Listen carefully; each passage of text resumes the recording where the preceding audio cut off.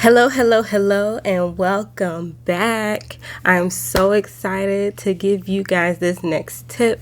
This is something that I use all the time because, as an engineer, I'm always working with calculations. I'm always sending something out through an email or, some other via, Dropbox or something else, right? I'm always sending my results somewhere. And these 3 tips are on point. Like if you always remember these 3 things, your emails will look like, oh my God, like you were just so together and you got all your stuff, situated just right. We got exactly what we need. Thanks. Like that's the type of results you should get from this email. Sorry, I keep pulling my hair because it shrunk up in it. Anywho, let's get down to it. So these are the 3 tips I'm going to give you of how you can send calculation information that you did through email. Okay, these are my 3 tips. Let's get started. So first and foremost, keep the summary simple. Okay, whenever you're dealing with calculations, there is a result that should come of that, right? If you're looking at, I'm gonna keep playing with my hair, but if you're looking at, for example, like I did the voltage drops in my last story, okay?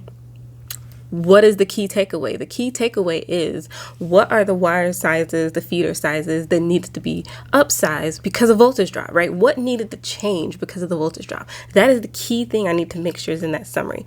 No different if you were doing links or if you were doing a change of, equipment in the electric room or something like that. Like whatever this applies to in your story of why you did the calculations, right? I had to go up a panel size, right? You need to make sure you have a summary that is telling whoever you're sending it to exactly what your calculation results were, okay? Because of, again, back to voltage drop, because, these 10 feeders exceeded the 3% that we were looking for voltage drop, these 10 feeders need to change and be upsized to blah, blah, blah.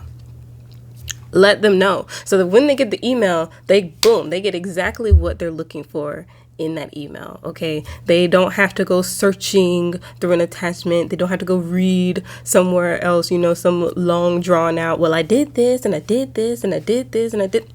Start off with the summary. Get the summary right up in their face, saying, okay, I did this work, you asked for it, the calculations gave me this result, and this is the summary of what we need to do to move forward. Boom. So first, keep it simple. Keep that summary simple. Get straight to the results, okay? Part 2, okay, the second thing that you always need to make sure you're doing, especially if it applies to your situation, okay? List your assumptions.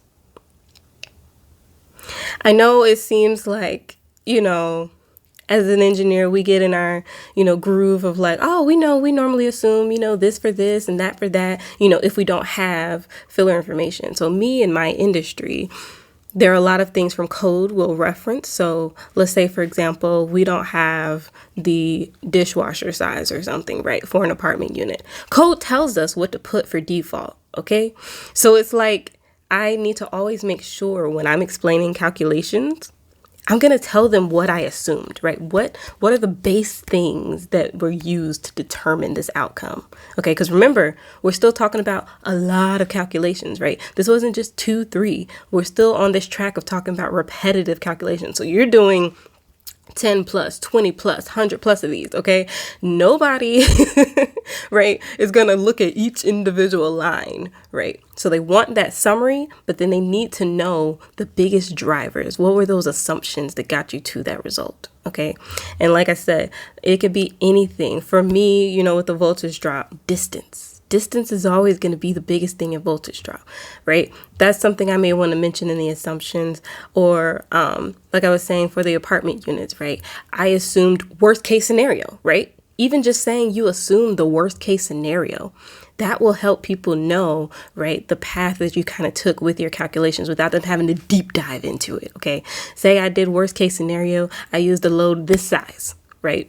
It may be double what they end up choosing in the end, but at least they have that included after the summary, so they know, right, what steps you took into account as far as the assumptions, right? They're just listed, just list them. I usually bullet point or something. Sometimes I put them in a small paragraph if it's only like 2, 3, 4 sentences, but if it's like a few assumptions, just list them, bullet. I assume this. Keep it moving. So now they got the summary, they got the assumptions.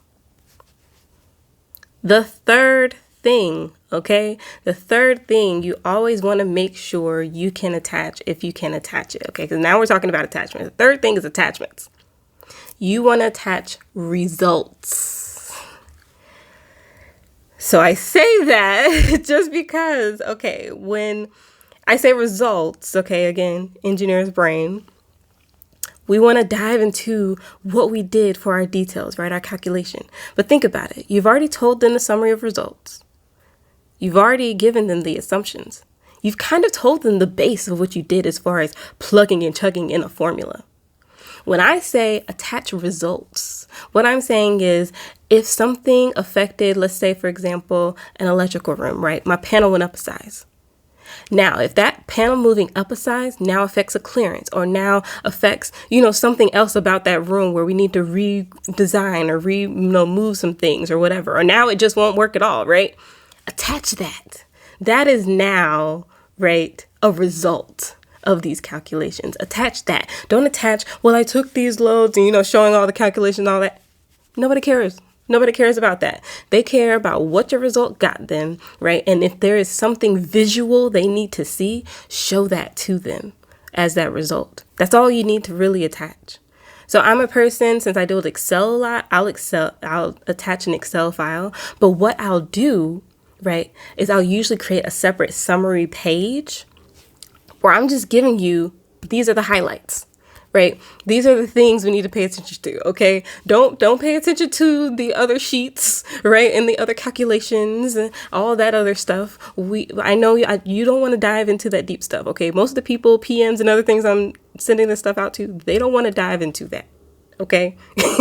They just want the summary. Right. So I may attach my Excel, but like I said, just have a summary tab or something where I'm summarizing, what the results were from the previous sheets. Now, it may include some numbers, may include some things, right? Because sometimes we're doing quantity comparisons and things like that, right? We want to see kind of the before, after of the results. So that's why I'm saying just focus on that third thing. When you attach results. Not the calculations, okay? Not all the tiny little details in the formulas. Attach results in whatever form that looks like. A drawing, an Excel, marked up, somebody else's marked up PDF of what'll happen, something, okay? But don't attach the calculations because they don't want it. The people you're sending it to most likely don't want it. They just want to get their answer, their result. And that, again, if you watch my last video, you'll know those 3 questions you should have asked them, right? To know exactly what you need to give as your deliverable. You already know your audience. Give them exactly what they want. You already know the desired goal of the outcome. Tell them in that summary, okay? And now, right, your only place to really give engineering input and detail are those assumptions, right? Because you want to make sure they're aware of what you took into consideration for your calculation. And also it's good for you, especially if you're sending the email, you'll now know, looking back at it if they have a question later, what you took into consideration. Now you'll be able to repeat the results or know what changed, right? If something changes down the line, you'll now see, oh, it's because they lowered this, or oh, it's because that distance changed, right? That's it. Those are my 3 tips, okay? Let's repeat one more time. So first and foremost, that first tip, summary. Summarize your results. Let them know in a few sentences what the result was. Number 2, what do we want to do? Number 2, what we want to do? That's right. We want to make sure we list those assumptions because those assumptions are key, not just to them, but to us too, right? We want to make sure we know those details. And number 3, Attach the results, not the calculations. Leave those in your own little folder on your desktop, in your, your little notebook, whatever. Leave the calculations with you. And if they want to see them, right, you have them. You have them if they need them. But more than likely, as long as you have a good summary and a good list of assumptions and attach the results, right, of it, they're pretty much set and ready to go. They're like, thanks, in that email to you. So that's it.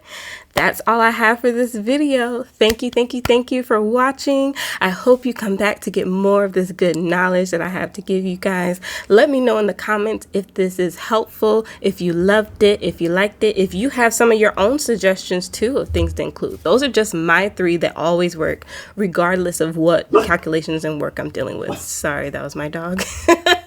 But yeah, let me know in the comments below. I will have where you can follow me, get more information, hear about a training, all that wonderful stuff in the comments below. So be sure to check that out. So thanks for coming and thanks for watching. I hope this helps you because, again, my goal with Skillet is just to help people with their skill sets. Okay. All right. My dog is really upset. Somebody's walking by the door, but it's okay. All right, you guys. See you next time.